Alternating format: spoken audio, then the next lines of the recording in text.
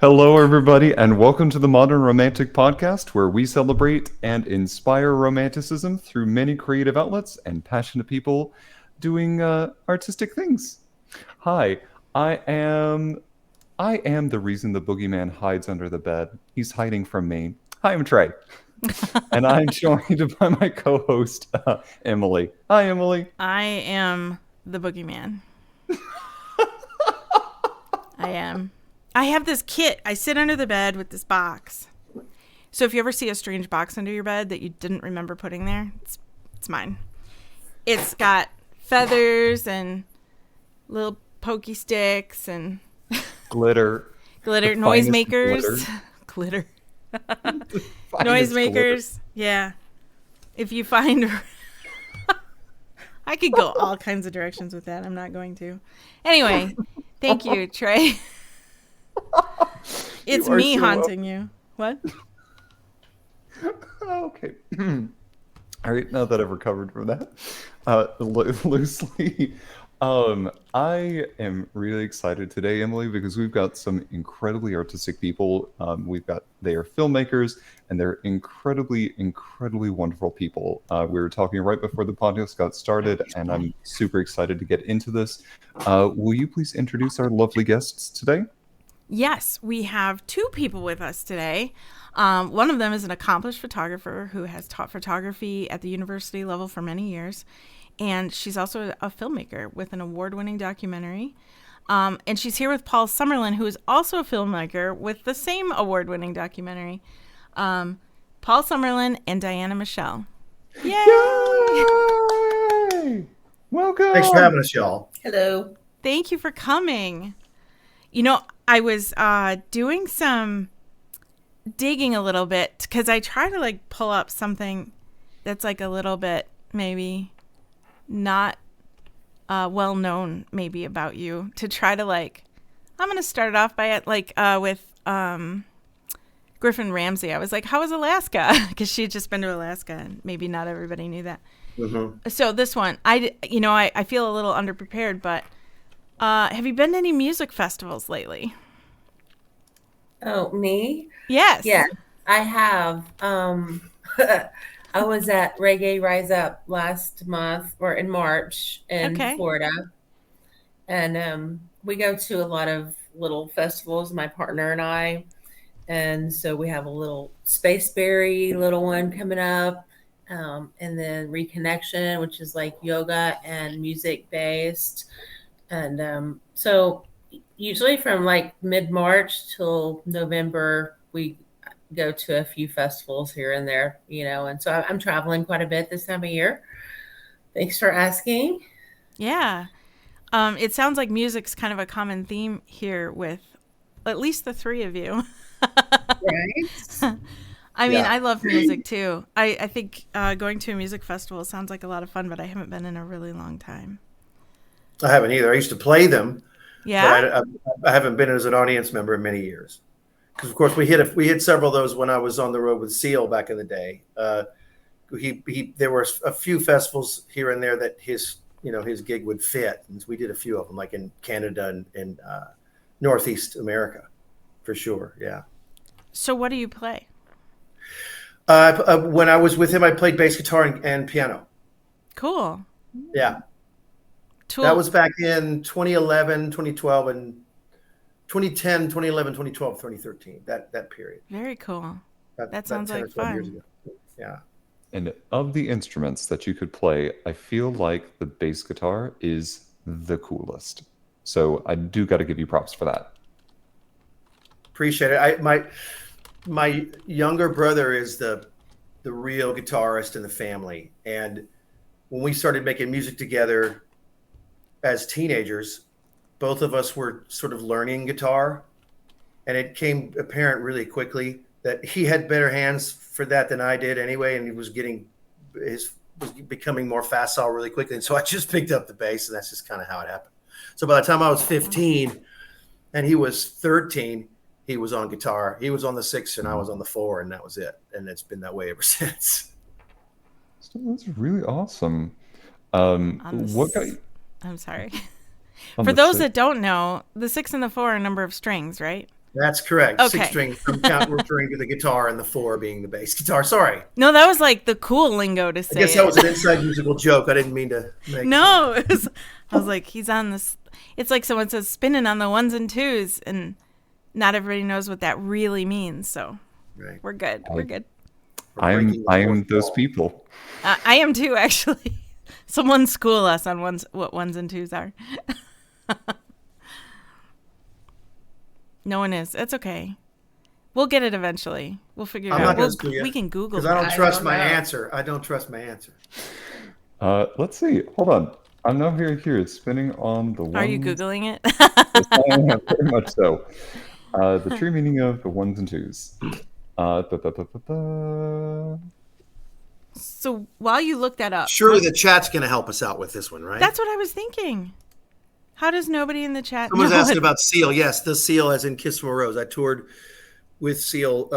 That's the Seal. The guy, the one who won 4 Grammys. The back in Seal.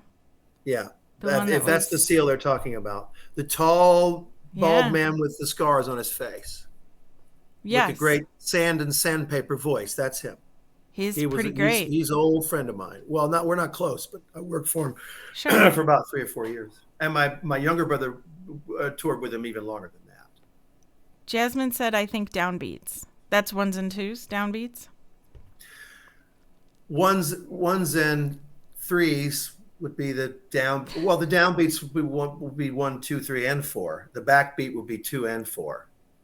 The upbeat would be 1 and 3. That's one way of doing it, but it depends on what meter you're in, I guess, or how fast you're going. Right. Yeah. That's my quick answer. Sandra said, married to Heidi Klum. Yes. And Divorced in 2012. Wow. Separated in 2012. Yeah. Yeah. Cool. Very sad period for them. They've got 4 kids, but it's all good now. That's good. I think I found the answer. So spinning on the 1s and 2s refers to the DJ or the DJs that are on turntables, because turntables are normally plugged into inputs 1 and 2 on a DJ mixer. Oh. Right on. It's way more technical than I Which is why I wouldn't have known that. Me neither. I've got a friend at work who's actually a DJ, and I feel like if I admitted that to them, they would be like, how dare you not know this? Like, we've been friends for how long and you don't know this? Kind of how Right. Emily was offended that I haven't watched the Lord of the Rings movies until like very recently. Like that level of just disdain. There was another one recently too that you hadn't seen, and I was like, oh well, we don't have to get into it. So what Dinah, what got you into going to these different music festivals? Honestly, I had gone to a few when I was younger, in my 20s and early 30s. But then when I met my partner, he was really into that. And we just started going on a regular basis. And that's really kind of what made me stay with him. Because honestly, one time we were somewhere and somebody was asking about our relationship and how we got together. And he said, well, I just showed her a lifestyle and I facilitated that lifestyle. And then it worked. I'm like, you know what? You're absolutely right. I didn't even realize that until he was talking about that to somebody else. And so it's just amazing because we go to the ones that you like camp at for like 3 or 4 days. So Yeah.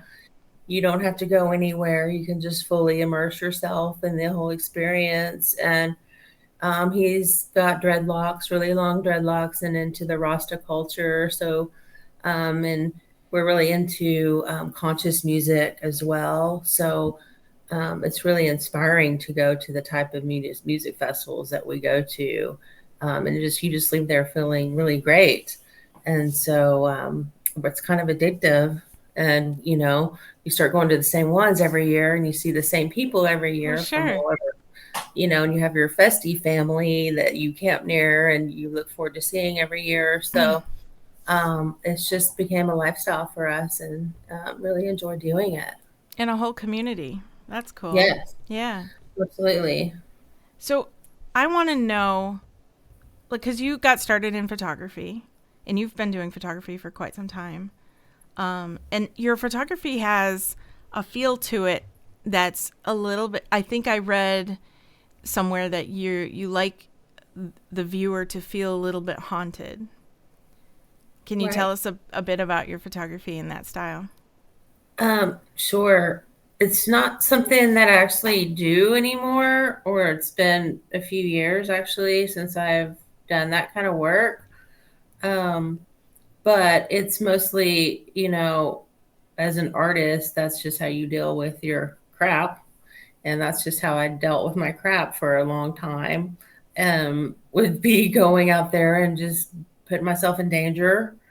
And, I did that for like 15 years.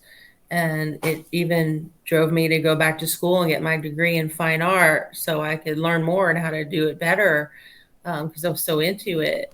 And so I'd say the past couple of years when I started working with Paul, my whole photography has changed completely into moving pictures. And so it's like abstract nature scenes, macro footage of like the surface of the water, for instance, doing video. Okay. And that's kind of like what I'm into now. Not that I would not ever do what I've used to do, because I still think I'm going to, and I fantasize about doing it constantly. Every time I drive by an abandoned house, I'm thinking about when I can be back there. Where would I park? Like, how would I creep through the woods and not be seen? Like, I go through that whole fantasy in my head because I feel like I'm going to go back and do that. And then I just don't. I never do anymore. Because I think really honestly what I'm doing now is way more positive, and more interesting too. And I'm kind of ready to move on and do something different. Sure. So I still display my work. I have like a solo show right now at the library through the gallery that represents me. I have some really big pieces up. But to me, that's more like a retrospective of my work. Okay. That's not anything that I'm doing currently, but I still show it through the gallery and people are interested in it. So I still show it, but it's not something that I'm actively doing anymore. Sure. I get that. How is your vision for photography on an art level similar or different from filmmaking? It's to me, I'm more into the experimental filmmaking. So that's to me, that's the ultimate art form. Because I can say so much more through moving pictures than a still picture. So honestly, the more artistic I can make the filmmaking, the more I can feel like I'm still being an artist about it. Even if we're just making documentary films. Right. But we just got done making some experimental short films, and that was, to me, the most satisfying as an artist. So I just want everyone to know that the documentary you've made is called It's No Secret, and it's available on Vimeo. And you can go to vimeo.com/Paul Summerlin to see it. It's PaulSummerlin. And I did watch it. And I have to say, like, it is beautiful. You clearly have an eye for this. And it's something that, regardless of, how do I put this? It's beautiful. Like, as the nature scenes and the different, like the way the water reflects off rock and things like that. You were talking about the macro of the water. It's really cool. And I think you've definitely found something you're made to do, I think, because it is I totally agree. Quite a work. Thank you. And it's won awards now too. Okay. Tell us about that. When we were about, I would say 2/3 away of gathering footage for the film, this would have been in 2021. Because we started hitting the red button about February of that year. So it was a whole 2 years ago and changed that we started on this thing. But about maybe by the late summer of that year, we were already planning some fundraising activities and events to happen during the fall as we were putting together the final edit and all that stuff and the screenings and everything. And we were kind of building up to that. And the initial goal was let's play the festival circuit. Let's do the old school thing, the art film old school thing, and see what happens, because there's a numbers game here that we want to try to play and it might be worth it. And so let's see what kind of money we can raise over the next few months, and then we'll take a dive with the circuit. And so we went through that whole process in the fall of 2021 as we were finishing up the edit, and then started displaying the stills that are related to the film and some of the back reels and the sizzle reels and all that in art shows and whatnot. We did several shows like that. It had started having screenings in late 2021 and early 2022. Had 2 or 3 of those, and then started cracking with the festival thing. So over the course of maybe 5 to 6 months of 2022, we were able to hit some bullseyes in the small festivals, mostly in Europe. We got very little attention in America, quite frankly. Wow. There were all the awards we won except for 3 were on other soil, mostly Russia and Europe, actually, and UK. And there was one festival here in America, in the Green Bay area, that ended up giving us 3 annual awards: one for best documentary, one for most inspirational film, and one for best musical score. And that was the only American one that awarded us, and the rest were from perfect strangers. And I don't know, y'all may know about the festival circuit. It's a bit of a crazy game and a firewall. And it turns out that you enter these things, and you might make some hits and garner up some laurels and whatnot, but you never really know exactly how many people are actually seeing your movie. Oh. And you don't always necessarily get that information either. So it's kind of a hit or miss game. It's grown into something, to be fair, that it really wasn't several years ago, and COVID had a great deal to do with that. And in other words, when the old school film festival, the crowds gathering in the streets and waiting in line to get a seat and hanging out at the lounges and before and after, and all the photo ops here and there, the red carpets, those things still do exist. But even those over the past few years have becoming more of a hybrid, sort of infrastructure of themselves. And during COVID, all of them did. And some of them went completely hybrid, which is to say, they became online festivals, which is to say they didn't necessarily have an audience at all. They might have just had a committee or a manager or literally one person watching your film, if that makes sense. And so we learn, it's just something you learn along the way. But we were able to be fair, we were able to throw about $1,000 at it, which is, nothing compared to some film budgets can. That's just for festivals alone. Okay. And considering that that was our budget for festivals, and we were able to, pick up 17 small awards, we felt pretty good about that. And it was, like I said, a big learning experience. And it's interesting because we joke now on the local level. It's strange because we get this feeling like having all these awards makes people in the local scene it makes them think like we've already succeeded, the film is already made. Yeah. And actually, I actually meant to chime in a minute ago because you mentioned the Vimeo link, and the Vimeo link for the movie itself, the documentary, has been removed over the last 2 weeks because we just signed a distribution contract. Congratulations! So that's exciting. We're in the middle of that, and so that had to come down. In other words, our personal means of drawing income, whether it's $3 or $4, off of sharing the movie, that got taken down because now the contract is signed, and now that this other entity is in charge of that sort of exploitation, if you will. I don't know all the legal jargon myself, but that's been done, and we're in the process of putting together that final delivery, they call it. Any filmmakers out there will know what we're talking about if we've done this, and it is a grueling process, believe me. And there'll be fans of your show that will know what we're saying, and we are right in the middle of that right now. And this is our first feature film for either one of us, and so we're learning some stuff along the way. In other words, when you deliver a movie ready for full worldwide distribution. In other words, the potentiality of going on those different platforms and networks and whatnot. Doesn't mean it's going to be on it. It's just the potentiality of it. You have to deliver the goods up front. It gives you every potentiality of doing that, which means a lot of different things. You're not just handing over one file. You're handing over a whole big packet of files that are categorized different ways and all have metadata and transcripts and markings. And it's a pretty crazy. And it's funny because one of the people in the company that we're going to be working with, who's helping us sort of through all these steps, she kind of jokes about it. She says, a lot of this stuff's not even really necessary. I think they just do it to make all the filmmakers jump through hoops.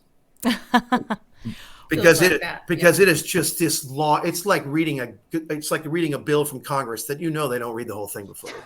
It's just one of those, right? I know we're not talking politics, but it's like a good analogy. I can provide some insight on this, actually. I was on the advisory board for, I don't know if I should give it away. I was on the advisory board for a film community that had a film festival. I signed up to be one of the people that helped judge the short films and other documentary things that came in to be, because we had to go through and figure out which ones would show, which ones, because you can't no one has the amount of time that it takes to sit and watch all of them. And so we had a committee of people that would do that. And so I'd sign up for it. And it is, you have, I don't know, we have like a month or more, maybe it was 6 weeks, to sit and watch as many as you can, as much as you can, as fast as you can. You can only watch them so fast. But so when you're going through them and judging them, I mean, it's human beings, so that's tricky. You could be in a bad mood one day and that's just, you picked the wrong movie. Because that happens on Netflix. You're in a bad mood that day and I start a movie and I go, this is next.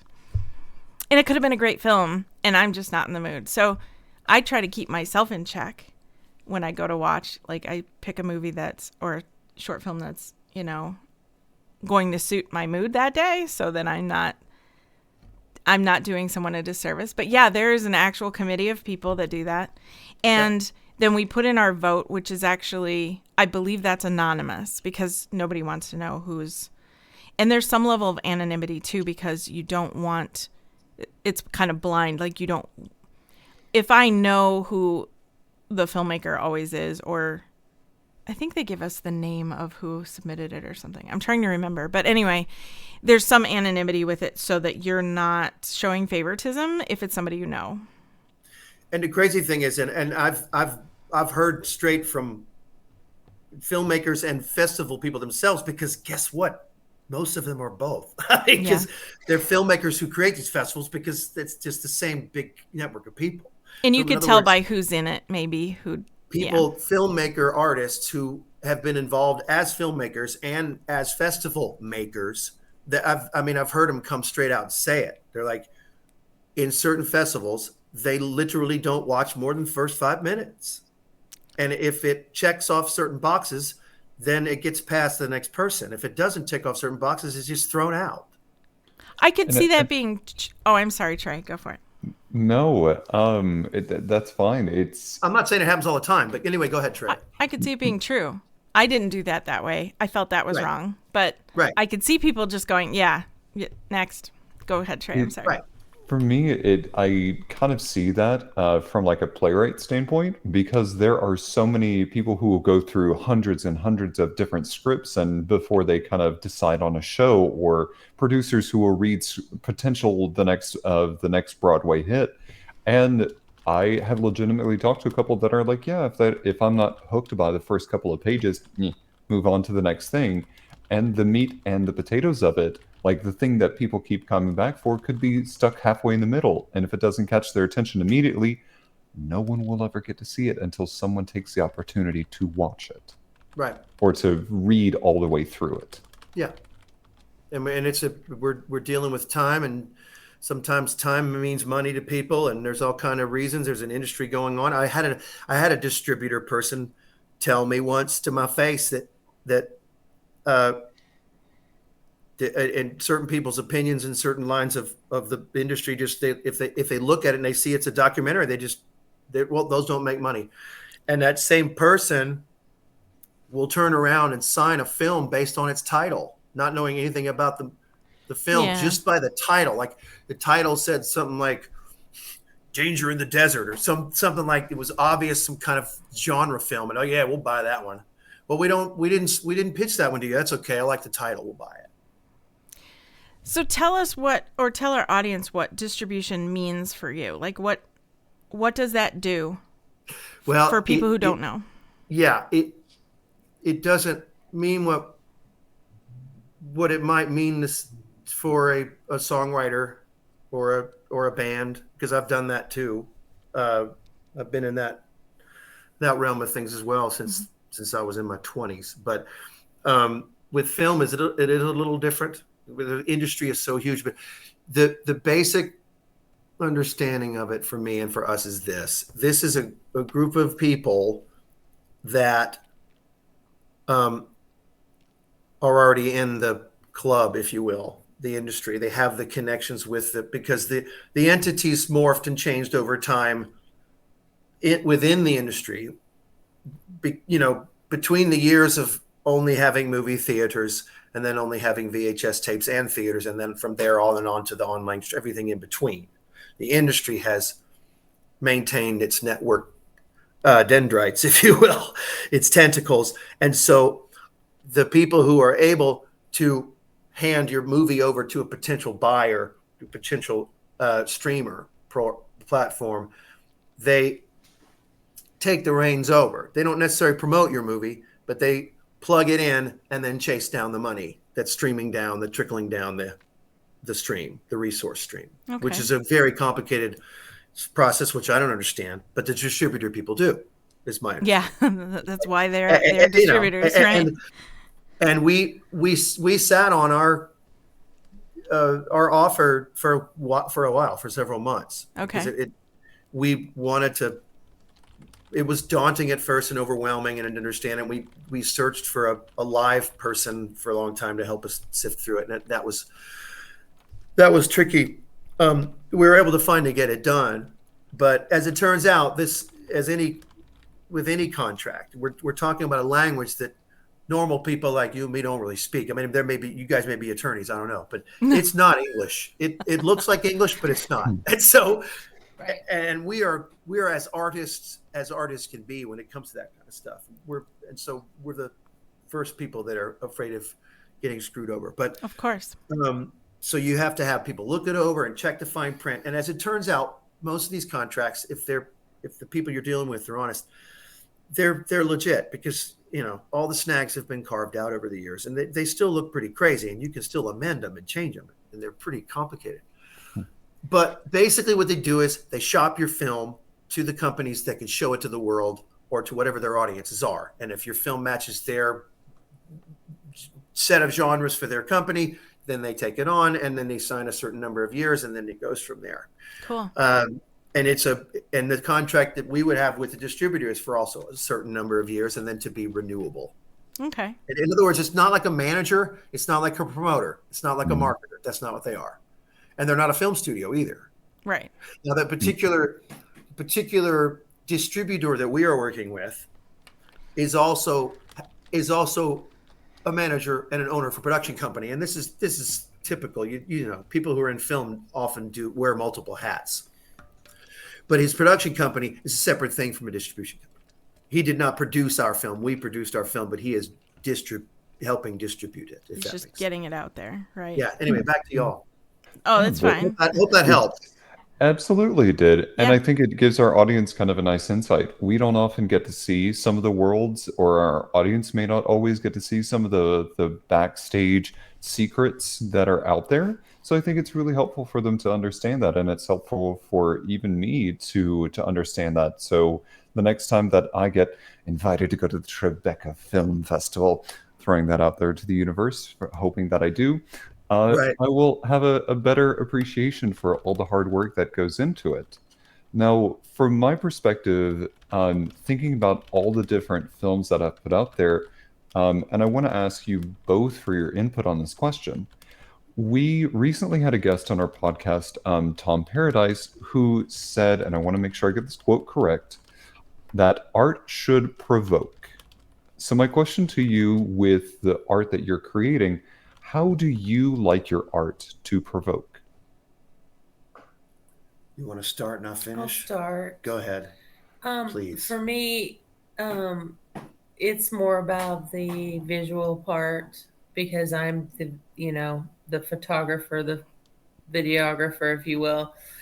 And so I'm just trying to make art with the film camera. And when it comes to Paul, it's completely different. Like he comes into that scene that I set up or whatever, especially when it comes with our experimental films, because that to me is the most freedom I have to be an artist. But I think it's completely different for me and Paul because we have completely different roles in this. And that really, when it comes to him being a part of the film, he is stepping into the artwork, if you will. And then his part is completely different. So I'll let him explain that. Yeah, I suppose if I had to set up the lofty goal, the high bar for us to reach, we want the art of Seven Diamond Mudra, which is the name of our partnership, our company, our whatever. Okay. The things that we do, which involves more than film and involves body work and healing and yoga and all kinds of other things. But the artistic goal of Seven Diamond Mudra, of this It's No Secret project and subsequent projects, is to provoke healing and illumination and spiritual growth primarily, and wisdom. We want to provoke those things, and we want to provoke I describe it.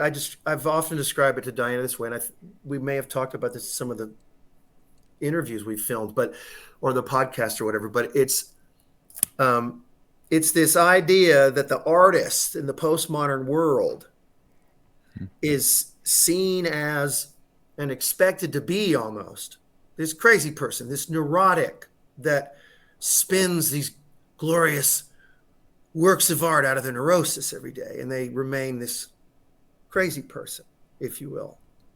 And we have perfect examples of this, since the 1960s, of all our celebrities of all different types. And our contention is in Seven Diamond, and you can imagine, based on the subject of our movie, why this is my stance, because this is a project that fell in both of our laps that has changed our lives, and it's more than just a project. It's become something far bigger than, for us anyway, than just a movie. For sure. It has literally changed who we are. And the process of going through it, and what we are still going through because of it, is this song. It is like we've been picked up by this boat or this car or this plane or this magic carpet, and we're on it, and it's this bumpy, crazy. And so naturally for us, the goal to provoke is to somehow share that with our audience, with the world, with others, so that they might carve that into their own lives, to say, hey, we don't have to stay in an erotic place to be a good artist. We can come out of that and make great art that actually transcends our demons and transcends our egoic weaknesses and transcends our mental illnesses and mental disorders, which of course is a big subject of our documentary. So if we're trying to be provocative in any way, that's where it starts for us. And of course, to riff off of what Diana said a minute ago, there's various ways that we do that. And in the way that she tends to take pictures, and then, to be fair, in the way I like to write music much of the time, there's gonna be dark undertones and dark overtones to that. This is not a fully lighthearted subject. It's heavy. And our goal of creating art and being expressive and expressing ourselves is to come out of the heaviness, ultimately. And I think that's a really great way to put it, in that there's the stereotype of the tormented artist who's creating this incredible work of art. Yes. And I think that it's like a piece of negative feedback. You could have received 1,000 glowing reviews of something, and it's that one little like negative piece of feedback that discolors everything in your brain about this particular subject. And I think that's kind of the same when it comes to art. There are so many glorious moments of beautiful pieces of art, but the thing that sticks in our mind are those moments of when people are at their biggest form of neuroses, or however you would like to describe that particular negative moment. And I don't think that's often the case. So I like that you called that out, and I think that's important to remember that we all have great days, we all have bad days, and that both can provide equally beautiful, beautiful pieces of creativity. Somebody just wrote in the chat, "Life is made of light and dark." I love that. We just had a weekend of events in Springdale, Arkansas. We were workshopping our new short films, and one of them is an interactive live film that includes dance, and we just began workshopping this incredible piece that hopefully will have some shelf life for us, as well as his short films. But another thing that we workshopped over the weekend was a lecture meditation that I put together that involves some of this nature footage and some background sort of chalkboard type classroom stuff, and intermingled in this long meditation lecture that I put together. And it was about the subject of light. And someone in the chat just mentioned light and dark being, well, and if we look quickly at the word light, and its Egyptian root is the word Ra, as in Amen Ra, and of course the word Ra is in the word dark backwards. The word for light, the original Egyptian word for light, is in the word dark reversed, which I find interesting. We don't have time to go far into that, but I was clued into what someone said over there, because we just literally did a lecture on this subject of light and dark, and what the light is, and its foundations in creation, and its foundations in divinity, and all these sorts of things. And we use in the lecture, which we're going to be turning into a film version of, podcast film type version of it, involves these macro super close-up footage shots of nature doing all these crazy things with light and shadow. So it's right on the money. This person who's talking to the chat is right on the money. That sounds awesome. Yeah, Jasmine said, oh, I'm sorry, Trey. No, go for it. Were you going to read that? Nope. Jasmine said in the chat, oh, wow, I can't speak English. Reminds me of yin and yang. This sounds fascinating. I'm sorry, Jasmine. In the 3D world, I'll just since they're getting into it, I'll just give them a little bit more of my take. We come into physical being in a human body. We are infinite souls, if you will, having a temporary experience in the earth life as a human creature. And in that existence, we are experiencing everything in a three-dimensional way: up, down, left, right, all of that, front, back, and with a sense of linear time, a temporal. Light in its divine essence is beyond that. And so in our temporality, the only way we can experience light is to have dark as its opposite. So in other words, you don't know the light without the dark being there. But it's also, conversely, once you shine the light on a dark corner, you're going to have to see what's in the dark corner. Like the boogeyman under the bed. Oh, I'm sorry, Trey. No, get out of my head. Oh, I'm sorry. I think that's really one of the difficult things for artists in particular, is to confront that. So I think having the conversations can be difficult, but how you go about that, I think, is up to the person. As long as you're having those conversations with yourself and doing so in a safe environment with people that you trust. And that is as, I think, politically correct as I can say that statement. And now with that kind of in mind, what was the question I was going to have? There we go. Sorry. That's okay. That is my own neuroses working. Because I'm thinking through, like, I feel like half the time, I feel like Doctor Strange inside of my own head. Like, That's because I you can are see- Doctor Strange. Stop it. I was going to say, this might spark it. You never know. I would say that everything that Diane and I do artistically together is an outgrowth of us helping each other with our spiritual growth and with our stuff and with our neurosis and with our addictive personality issues and all the stuff that we all deal with in the modern world. That's where it starts, in our friendship and our sort of brother-sister relationship, helping each other through the stress, and then we make art together. But it's like the whole thing is founded in the friendship. We're trying to make each other better people and trying to lift each other up. And that's like why the film became such an obsession for us, and why seeking out certain particular types of images in nature we were drawn to, because it was like bringing us into this place of healing that we're like, oh my God, we got to follow this. This is working. And the whole time we were going, this is so hard. This is so difficult. It's so painful because I keep letting go of all this stuff that I don't need to be carrying around anymore in my life and in my mind and in my past. And it's hard to let go. And it's like the whole process, we've been feeling that happening. It's just been incredible. That's one thing I wanted to ask Diana, because before you guys came on. I thought of the question that was, when you're filming, I don't know if you have these moments, so I kind of want to hear if you do and what that's like for you. You have, like, Trey and I have done photo shoots together before too, and not so much filmmaking, but photo shoots. And when there's that moment when, like the sun hits the right angle, or the trees are doing the right thing, or whatever, and everybody knows in that moment on set that this is the coolest. This is the magical moment. And it's so cool to just be there, let alone capture it. Did you have moments like that too? Do you have moments that go, yes, this is why I do what I do? Every time now. Yeah.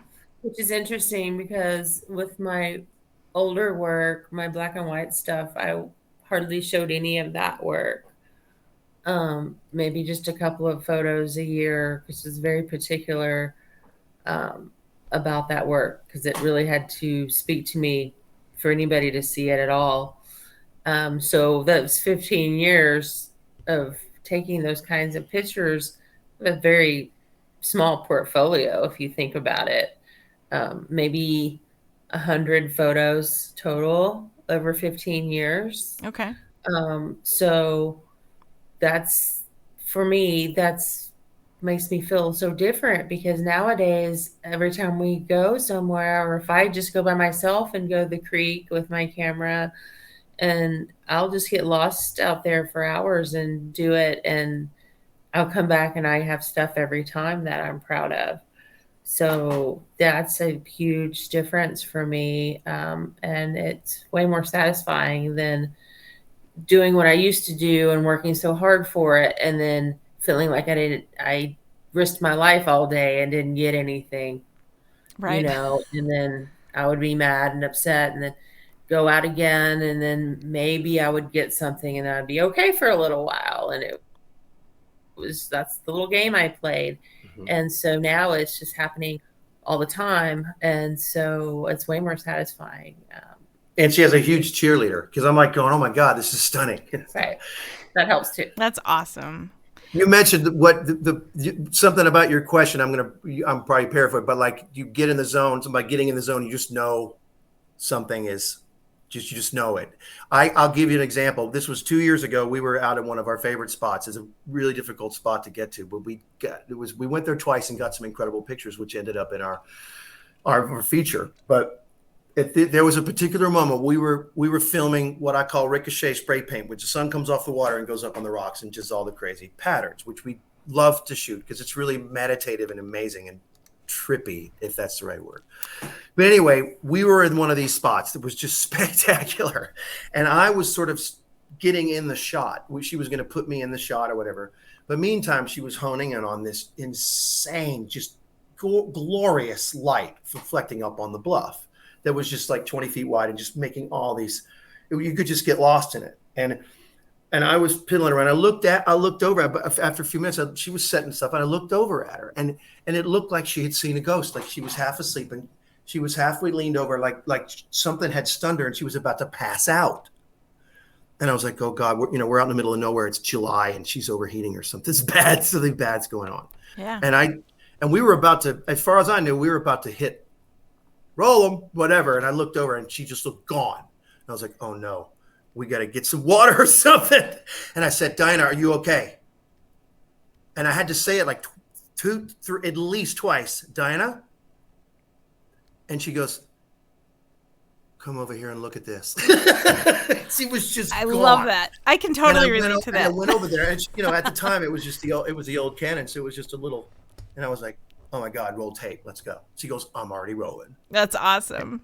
She was just completely flabbergasted by this little 2-inch thing she was looking at, because she just knew it was the perfect photo, and it's a particular image that we've used over and over again in some of our stuff. That's how it should be. You nailed that one. You nailed that question. And I've seen it. For anybody, for everybody listening, on your Vimeo, the top banner is that. What did you call it again? Where the light ricochet spray paint. Ricochet spray paint is on the top of your Vimeo. My long name for it is God's Ricochet Spray Paint, but you can leave if you want to leave that out. It's because it's not a reflection. It's a ricochet, because the reflection is just when it's right on the water or right on the leaf, but when it goes on the water directly and then the water ricochets to the rock, that's when you get the insane looking stuff that you see in a lot of those clips that are on the Vimeo page. It's pretty cool. Yeah. There's a particular, I believe it's public. If it's not, I'll kick myself, but I think we have a video up there called Entering the Stream, which shows some really cool collection of those real close-up reflection type ricochet stuff on the Vimeo page. Right. And the trailer, the one of the long trailer for the film is on there too. For the documentary. Sorry. I think that sense of wonder, I have only ever seen that happen. Of the photo shoots that I've assisted Emily with, I've seen that happen 3 times. Uh-huh. Oh, 3 times? I don't even know about this. Emily, I will share them with you at a later time. Okay. But we've talked about the one, like the infamous one. Mm-hmm. That's what I was thinking. There would be one, right? Multiple times. But it's that ultimately what I'm trying to say is you know it when you see it, because there's electricity in the air, and you just kind of go, oh, yes. So it is beautiful. And when you see that happen, for those that are listening on our podcast, when you see that happen, when you see the gleam in their eye, that electricity spark in the air, just go, yes. And give them the space to do it. It is a work of art in and of itself. I talked about all through our weekend of workshopping, we had some small audiences and some really nice discussion and Q&A after our things. And one of the subjects that came up more than once really is this,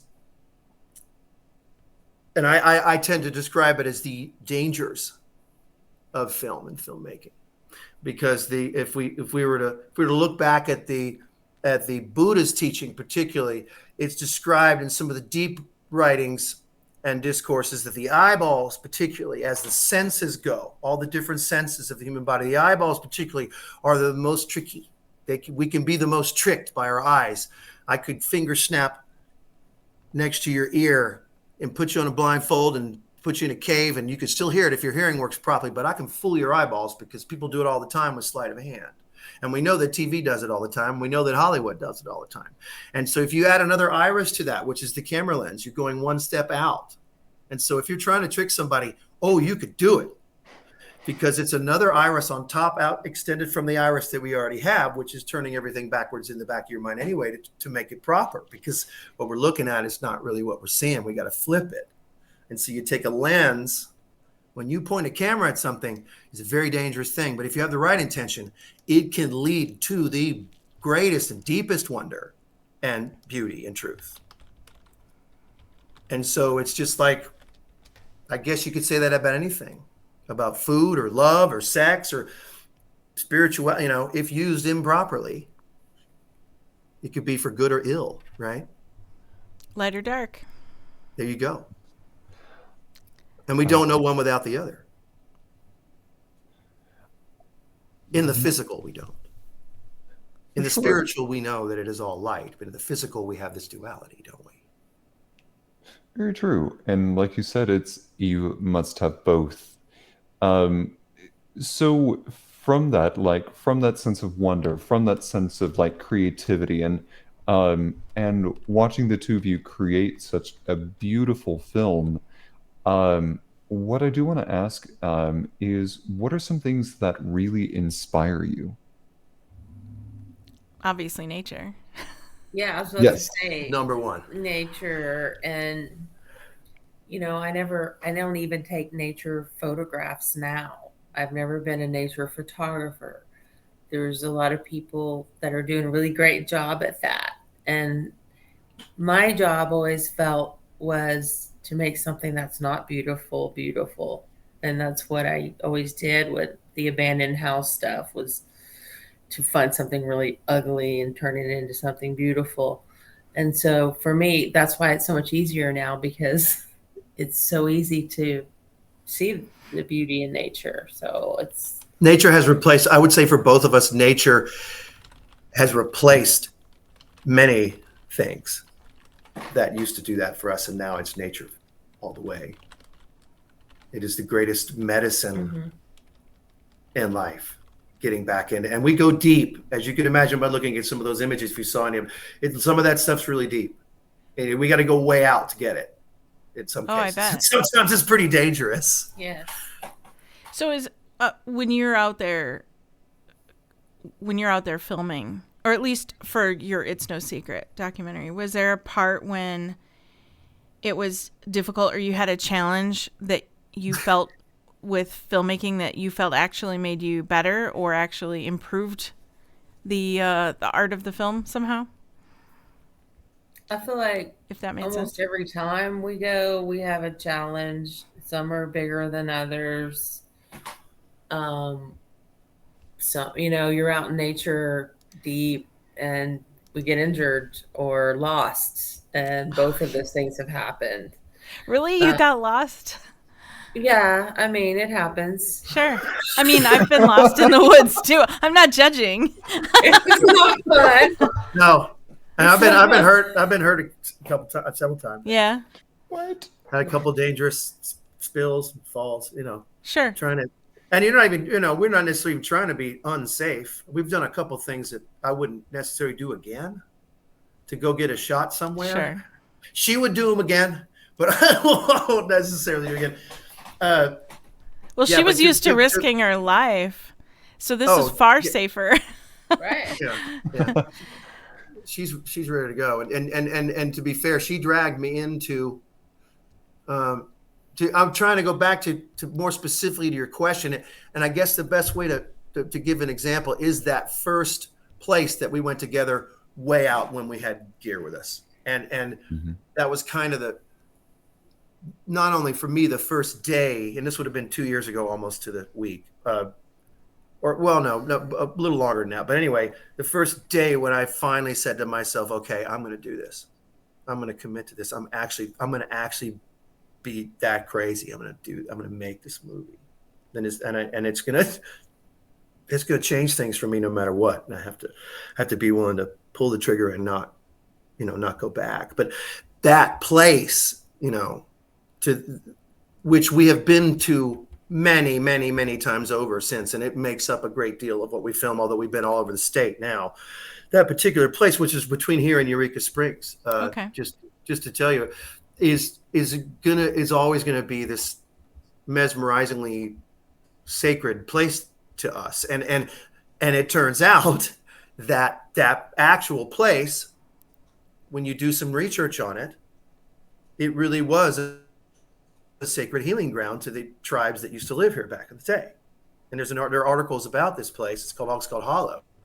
And there's these old incredible coves filled with bluffs and all kinds of other magic up on these coves through the tails of Beaver Lake. And back in the day, the tribes used to, it was sort of known as a neutral ground, literally.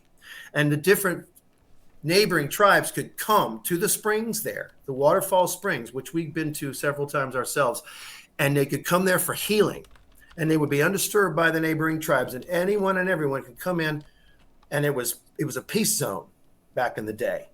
This is real, and this is the place that we go more than any other, and we literally go out there and we take our shoes off and we get in that water and we do the thing.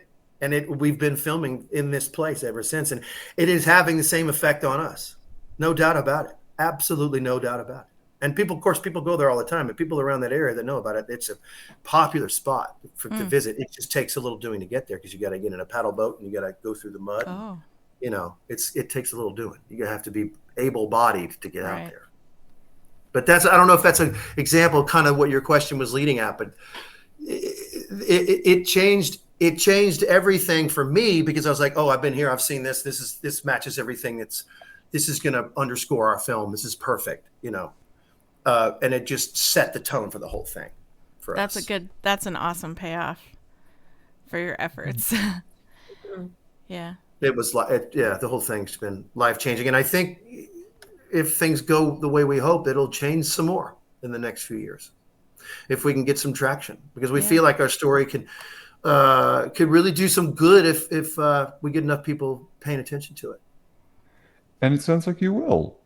And from your perspective, having done some lectures and having been involved in the process from the beginning for yourselves, looking back from when you first started to where you are now, what advice would you have for those that are trying to get started in filmmaking or into photography? Ooh. Both categories are completely oversaturated right now. So I really don't have good advice for people. I hate to say that other than do it. I do. It's a labor of love. You know, do it because you love it. I do. And okay, good. I don't. It's just. I'm the yoga teacher, so I should be the one giving it. I should be the one forced to anyway. So anybody who's starting out and wants to do it, that take care of your own body first. Take care of yourself. Treat yourself better. Get rid of the unnecessary toxins and poisons in your life. Get rid of the unnecessary distractions in your life so you can put all of that energy, no matter how hard it is, into that work that you really need to be doing and not the things that are distracting you in your life, but put every ounce of it. And there'll be days that it hurts and you want to understand why you're doing what you're doing necessarily, but try it. Try it for 90 days. Try giving up 5 of the things that you have every day that you know that you really don't need, and put all of that energy and all that money or whatever way you want to do it. Make up your own plan, but do it and say, I'm compelled to do something now. I'm going to give something else up that I know is bad for me so I can do what I really want to do and what I really need to do and what spirit is calling me to do. That's my advice. I love that. That is good. Solid. Thank you. Yeah, I love that. That was beautiful. But you have to be okay with that. It might be just a labor of love. Yeah. And that may be all you ever get out of it. And so you have to be okay with that. And God knows that's happened to both of us over and over and over and over again. Every artist. Your beautiful experiences that you have had out there in the woods and with the water and in nature and just with each other and the community and things like that, you have gotten so much. I've heard you this whole hour talk about how much you've gotten out of that alone, whether you ever make it a documentary out of it or not, whether you got a distributor or not. You clearly did this because it was important to you and you got something out of it. And I think that alone is a good enough reason to do what you're doing. Mm-hmm. Thank you. Yes. Well said. Yeah, for sure. Like, you can do art for you. Mhm. You do it for yourself. Because it first. heals you, because it makes you happy, because it's beautiful to you. Right. Yeah. So it doesn't have to be monetized or distributed. Although I'm thrilled that you guys achieved that. That's amazing. Yeah. Congratulations. Thank you. And I We're can't. hopeful. What's that? I'm sorry. We're hopeful. Yeah. Well, and I can't wait to see where this goes for you and what other awards you might win. And this is very cool. And you're obviously very talented. And so what's next for you? Do you have other projects on the burner? Or? The upcoming, I mentioned that we're going to be up to our ears in getting the delivery of the documentary ready over the next month or so. And then our next sort of mode of effort right in front of us is going to be building up a Patreon page so we can have it ready to go by the time there's any kind of fan base starts to trickle in. Building up the extra work. We're already to the point now where we've got almost several hours of what we're calling meditative footage. We're taking hours of music that's been archived and nature footage has been archived, and we're developing a series of meditative videos. That's one of the things that's going to be a foundational point of the Patreon page. So that's one of the next goals. And then, of course, whatever happens with the promotion and the next steps with the promotion and marketing of the film worldwide, Okay. if it comes to that. Yeah. And maybe some more screenings and live shows, but not as a high priority, because those things take a lot out of you, man. Oh, I bet. Yeah. Yes. It's a lot. Very cool. That is awesome. To make sure that our audience is able to connect with you in a couple different places, may I ask where is going to be the best place that they can connect with both of you? Yeah, I mean, I have an artist page on Facebook and a personal page, so you can look up first and last name for me on that. Diana has a personal one. The Vimeo page to view the stuff, and then her photography website, which you guys have. That's a good place to start. There is an It's No Secret. There is a YouTube page as well, and and the title of it is It's No Secret, a documentary film. And there are some things on there too. There's some screening Q&As and some trailers, and we'll be adding any related content to that YouTube page as well. There's some things on there now. That's perfect. Awesome. Well, everyone stay tuned for the announcement whenever this film goes worldwide. Whenever both of these lovely artistic individuals everyone stay tuned for the announcement, and we can't book them for our podcast again because they've gotten that huge. Please go follow them. Please go enjoy their incredible film wherever it will be playing. Keep up to date with them because we know we will. But as we close out tonight's podcast, I do want to thank both of you for being on. And I would like to ask, not to put you too much on the spot, do you have a favorite quote? Not to put you on the spot, but to put you on the spot. I'll quote myself from the film. Okay. Oh, okay. We are living in a movie. We'll leave it at that. That's pretty cool. Yes. That. That's pretty cool. Well, sincerely, Paul, Diana, thank you so much for being on with us tonight. Thank you all. As we close out this episode here, we want to make sure that we dedicate this episode, along with probably every other episode, always in memory to Joe Capone, our moderator, fellow comedian, curmudgeon, critic, encourager, and great friend. You can find us pretty much wherever you tune into podcasts. For updates, announcements, and more, please follow us on social media under Modern Romantic and help us reach our subscriber goals. Thank you, everybody, and have a luminous day. Thank Yay. you. Thank you, Namaste. everybody. Thanks, everybody. Thank you. Have a Bye. good day. Bye. Bye.